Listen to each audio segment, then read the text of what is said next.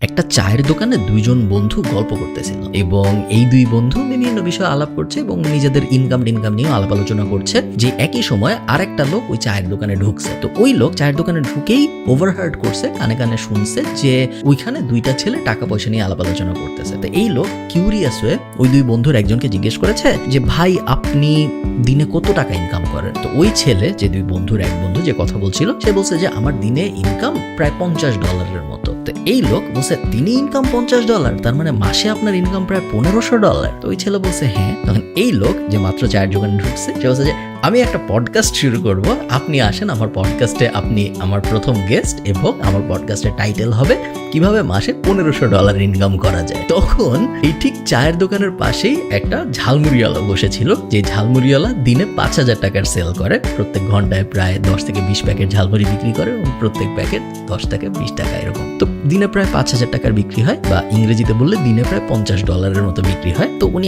একজনকে ঝালমুড়ি বেচতেছিল, উনি ওটাকে বললো যে মামা, এই ছেলেটা $1500 ইনকাম করে, ওকে পডকাস্টের জন্য ডাক দিল, আমিও তো $1500 ইনকাম করি, আমার দিনে $5000 ঝালমুড়ি বিক্রি হয়, তো আমার মাসে প্রায় $1500 আশপাশে হয়, আমাকে কেন ডাকে না কেউ?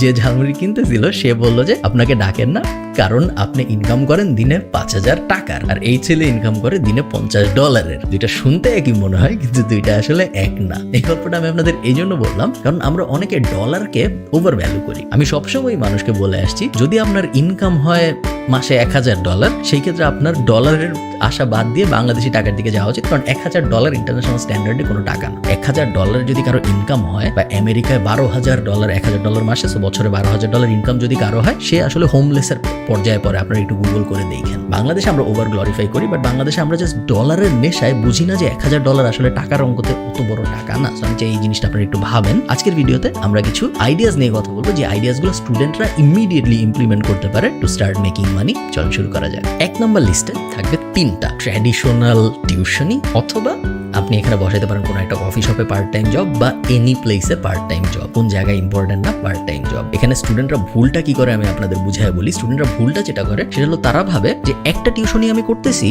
এই টিউশনিটা আমাকে মাসে $5000 দিচ্ছে, তাহলে আমি এক কাজ করি, আমি 10টা টিউশনি খোঁজার চেষ্টা করি, তাহলে আমার মাসে ইনকাম হবে $50000। $50000 তো খুব ভালো টাকা। সো একটা টিউশনি করলে 5000, 10টায় 50000, আমি 10টা টিউশনি করি, আমার জীবন সেট। উল্টা যেটা হয় সেটা হলো, ওই $50000 চক্করে পরে আপনার যদি $50000 ইনকাম হওয়া শুরুও হয়, আপনার ওই পার্ট টাইম ব্যাপারটা আর থাকে না, ওটা ফুল টাইম হয়ে যায়। ওটা যখন ফুল টাইম হয়ে যায়, টিউশনি এমন একটা জিনিস যেখান থেকে আপনি গ্রো করতে পারবেন না। টিউশনি করে কেউ নতুন কিছু শিখে না, বা পার্ট টাইম জব করে কেউ অনেক আহামরি নতুন কিছু শিখে না। তো এই 50000-এর চক্করে পরে আপনি পার্ট টাইমকে ফুল টাইম যেহেতু বানায় ফেলছেন, আপনার হাতে এখন আর এক্সট্রা সময় নাই। এক্সট্রা সময় যেহেতু আপনার নাই, তো আপনি কোনো বিজনেস দাঁড় করানোর ক্ষেত্রে, বা নিজের নলেজ বাড়ানোর ক্ষেত্রে, বা নিজের স্কিল বাড়ানোর ক্ষেত্রে সময় দিতে পারতেছেন না। তো এই 50000-এর চক্করে পরে আপনার পুরো জীবনে যে আপনি মাসে 5 লাখ 10 লাখ টাকা কামাই করতে পারতেন, ওই অপরচুনিটিটা পুরো নাই হয়ে যাবে। কোনোদিন আপনি ওটা করতে পারবেন না, জাস্ট বিকজ আপনি শর্ট টার্মে 50000 টাকার দিকে দৌড়াইছেন। তো আপনার হাতে অপরচুনিটি থাকলেও আপনি কখনো 50000-এর দিকে যাবেন না। আপনি হাইস্ট 10,000, 20,000, 25,000-এর দিকে যাবেন। ওইটা পার্ট টাইমে থাকবে, যাতে করে আপনার হাতে এনাফ সময় থাকে, যাতে আপনি ওই এনাফ সময়টা দুইটা কাজে, হয় নিজের স্কিল বাড়ানোর ক্ষেত্রে, অথবা নিজের নলেজ বাড়ানোর ক্ষেত্রে, অথবা একটা ব্যবসা দাঁড় করানোর ক্ষেত্রে আপনি ইনভেস্ট করবেন। অলওয়েজ রিমেম্বার, আপনার মেইন ওয়েলথ আসবে আসলে ব্যবসা বানানোর দিয়ে। আপনার মেইন ওয়েলথ কখনো আসবে না আপনার সময়কে বিক্রি করে টাকা ইনকাম করা দিয়ে। তো সময়কে আমি বিক্রি করবো টাকা ইনকাম করার জন্য, বাট বেয়ার মিনিমাম।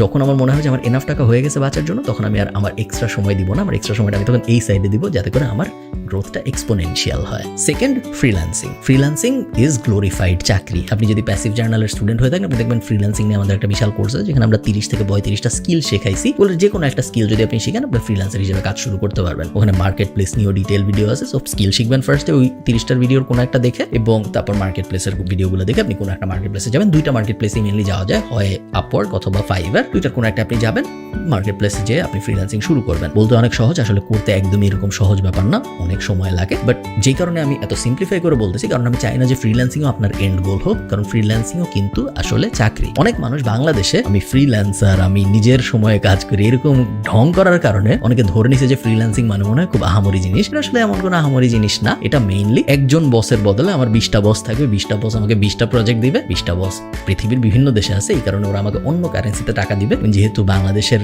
টাকার মান অনেক কম, অন্যান্য কারেন্সির টাকার মান বেশি, তো ওরা যখন $1 দেয়, আমি তখন 100 টাকা পাই। আমার একটু ভালো লাগে। বাট ফ্রিল্যান্সিংও কিন্তু আপনার টাইমের এক্সচেঞ্জেই আপনি টাকাটা পাচ্ছেন। ফ্রিল্যান্সিং আপনাকে আহামরি ক্রেজি রিচ বানাই দিবে না। ফ্রিল্যান্সিং করে 20 কোটি টাকা একা একা জেনারেট করে ফেলছে এরকম মানুষ বাংলাদেশে নাই। থার্ড, আমি চাই আপনি একজন কানেক্টর হন। নিজেকে আপনি একজন কানেক্টর হিসেবে ভাবেন এবং এটাকে একটা পার্ট টাইম জব হিসেবে ট্রিট করেন। একজন কানেক্টরের কাজ কি? একজন কানেক্টরের কাজ হলো বিভিন্ন মানুষকে কানেক্ট করান। আপনি একটা ফেসবুক গ্রুপে দেখলেন একজন বলছে যে আচ্ছা, আমি যদি এমন একজনকে পেতাম যে ভালো ফ্রেঞ্চ শিখায় বা ভালো জার্মান শিখায়, আমার জার্মানি যেতে হবে, আমার হাজব্যান্ড বা ওয়াইফ অলরেডি জার্মানি চলে গেছে, ওর A1 ক্লিয়ার হয়ে গেছে, B1 এগুলো ল্যাঙ্গুয়েজ প্রফিসিয়েন্সি লেভেল ক্লিয়ার হয়ে গেছে, আমার হচ্ছে না, এরকম একজনকে যদি আমি পেতাম খুব ভালো হইতো। আপনি এরপর খুঁজে বার করবেন, এটা আপনার মাথার মধ্যে থেকে যাবে। আপনি রিসার্চ করতেছেন, আপনি নর্মাল আপনার জীবন কাটাচ্ছেন, হঠাৎ আপনি আরেকজনকে দেখলেন যে বললো যে আচ্ছা, আমার এক বন্ধু রিসেন্টলি এর কাছ থেকে জার্মান শিখছে, ও খুব ভালো জার্মান শিখায়। 2টা ডট পেলেন আপনি। এই 2টা ডট এখন আপনি আপনার মাথার মধ্যে মিলানোর চেষ্টা করবেন। এই লোককে ফার্স্টে যা জিজ্ঞেস করবেন, আচ্ছা তুমি কি জার্মান শিখাও? তুমি যে শিখছো, ভালো করছো, একজন নাকি তোমার কাছ থেকে শিখে জার্মানি চলে গেছে, তুমি কি এরকম জিনিসপত্র শিখাবা অন্য কাউকে যদি আমি পাঠাই? ও যদি বলে হ্যাঁ শিখাবো,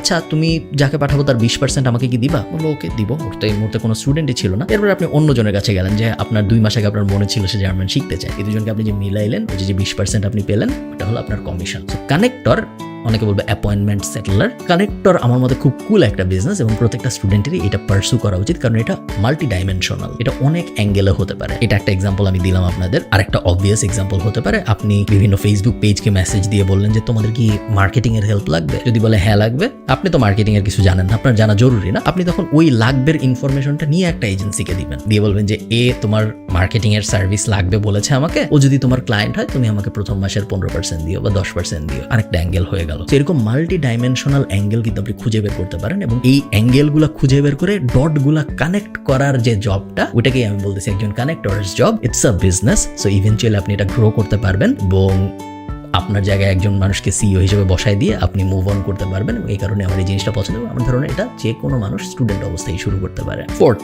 be a writer for CEO's. আমি জানি না আপনারা জানেন নাকি, বাংলাদেশ হোক ইন্টারন্যাশনালি হোক, সবাই ইনফ্লুয়েন্সার হইতে চায়, সবাই ক্রিয়েট করতে চায় কন্টেন্ট এবং সবাই ইম্প্যাক্ট রাখতে চায় সোসাইটিতে। তো একজন সিইওর বা একজন সি সুইট লেভেলের মানুষের বা একজন সিনিয়র কর্মকর্তার হাতে এত সময় নাই যে সে বসে বসে লিঙ্কডইনের জন্য কন্টেন্ট বানাবে বা সে বসে বসে ফেসবুকের জন্য কন্টেন্ট বানাবে, রিটার্ন ফর্মে কন্টেন্ট বানাবে। তারা তো সময় নাই, সো সে করে না।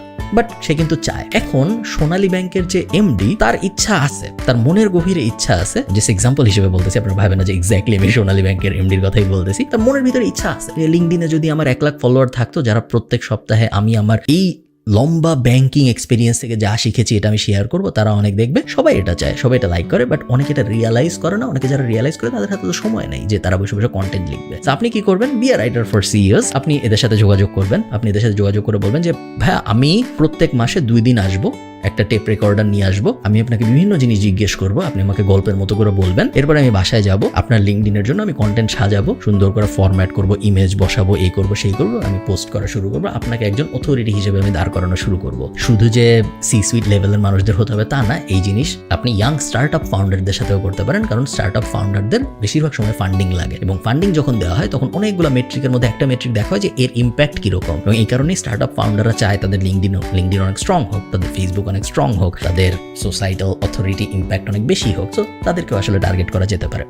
অনেক মানুষ, ইভেন বেসিক ডক্টরদের বা ইঞ্জিনিয়ারদের, স্পেশালি ডক্টর যাদের সার্ভিস টাইপ বিজনেস আছে, B2C অ্যাঙ্গেল আছে, ডক্টর টাইপ মানুষজন, এদেরকে যদি আপনি অথরিটি বানাতে হেল্প করতে পারেন, আপনার কি মনে হয় না যদি 2টা ডাক্তার থাকে, যার একজনের 1 মিলিয়ন ফলোয়ার ফেসবুকে ভার্সেস আরেকজনের 200, তার মধ্যে 1 মিলিয়ন যার, সে বেশি পেশেন্ট পাবে?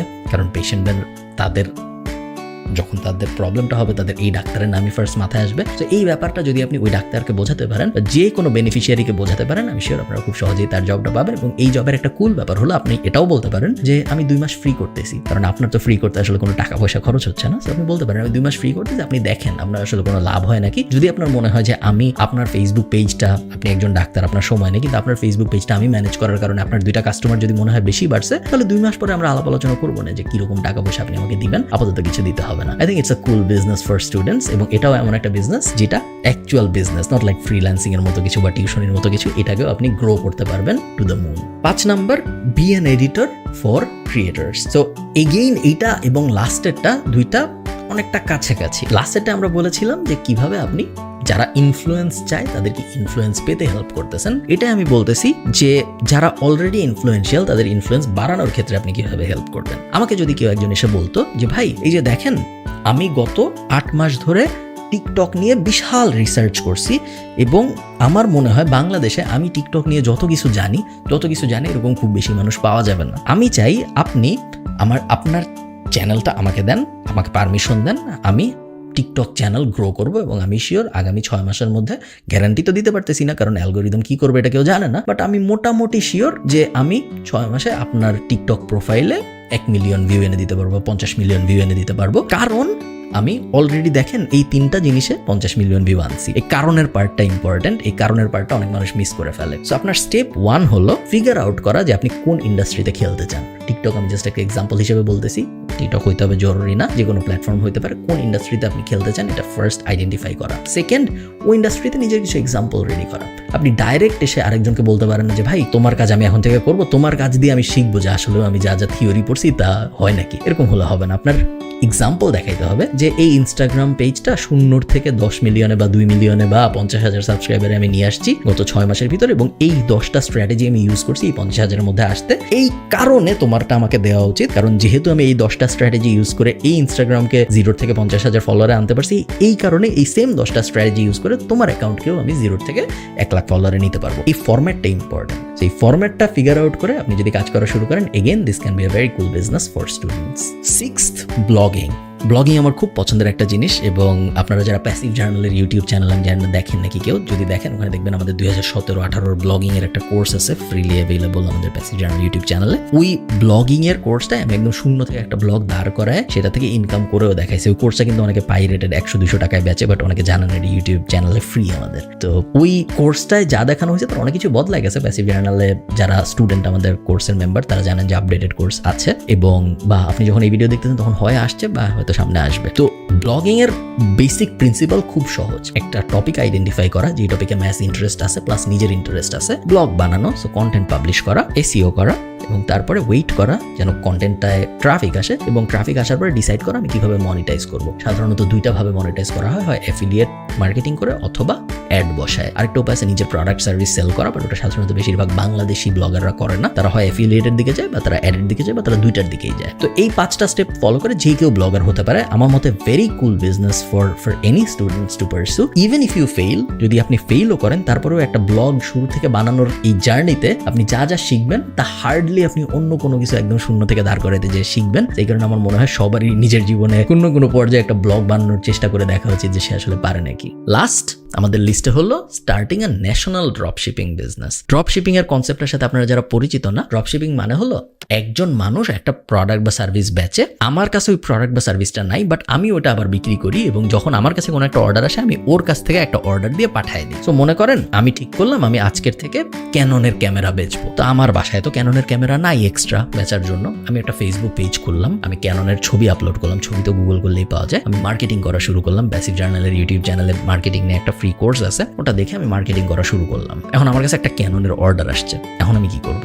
আমি অ্যাকচুয়াল যে ক্যানন বেচে তার কাছ থেকে অর্ডার দিয়ে ওই কাস্টমারকে পাঠিয়ে দিব। আমাকে যে অর্ডার দিছে তার কাছ থেকে আমি টাকা পাইছি, আমি বলছি যে ভাই ওয়েট করেন 7 দিনের মধ্যে আপনার কাছে ক্যামেরা চলে যাবে। এরপরে অ্যাকচুয়াল যে ক্যামেরা বেচে তার কাছে যে আমি বলছি যে ভাই এই ঠিকানায় একটা ক্যামেরা পাঠান, আমি টাকা দিয়ে দিচ্ছি। এই কনসেপ্টটাকেই বলা হলো ড্রপ শিপিং এবং আমি মনে করি এই জিনিসটা আপনারা অনেক কিছু নিয়ে করতে পারেন। বাংলাদেশি অনেক টি শার্ট কোম্পানি আছে যাদের easily T shirt drop ship করা সম্ভব। বাংলাদেশে অনেক মধুর কোম্পানি আছে, শাড়ির কোম্পানি আছে, বইয়ের কোম্পানি আছে, কোম্পানির কোনো অভাব নেই যাদের সবার উপরে আপনি একটা ড্রপ শিপিং লেয়ার বসাইতে পারেন। আপনার ওই প্রোডাক্ট ধরতে হবে না কোনোদিন, আপনার ওই সার্ভিস ধরতে হবে না কোনোদিন, বাট খুব কুল এবং ইজি উপায়, একদম সহজ ডাল ভাত পদ্ধতিতে আপনি ওই বিজনেসের উপরে একটা ড্রপশিপ লেয়ার বসায় ওই বিজনেসেরও লাভ, কারণ ওদের কাস্টমার বাড়তেছে, ওদের অর্ডার বাড়তেছে এবং আপনারও লাভ, কারণ আপনার এমন কোনো আহামরি কষ্ট করতে হচ্ছে না এরকম একটা বিজনেস দাঁড় করাইতে, কারণ আপনি আসলে মার্কেটিং ছাড়া এবং বেসিক লেআউট বিল্ডিং ছাড়া তেমন কিছু করতেছেন না। আপনি ডেলিভারি দিচ্ছেন না, আপনি প্রোডাক্ট স্টক করতেছেন, সো আপ ফ্রন্ট খরচ হচ্ছে না আপনার খুব বেশি, আপনি জাস্ট মার্কেটিং করতেছেন, আপনি জাস্ট একটা বেসিক স্টোর ফ্রন্ট বানাইছেন। সো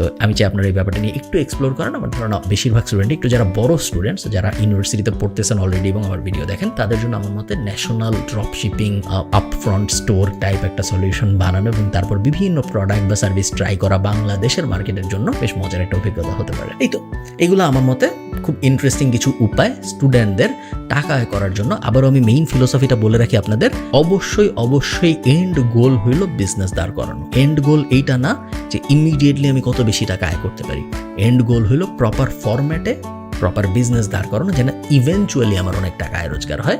এই ব্যাপারটা আপনারা ভুলবেন না। ভালো থাকেন, সবার সাথে দেখা হবে পরে কোনো একটা ভিডিওতে। টাটা।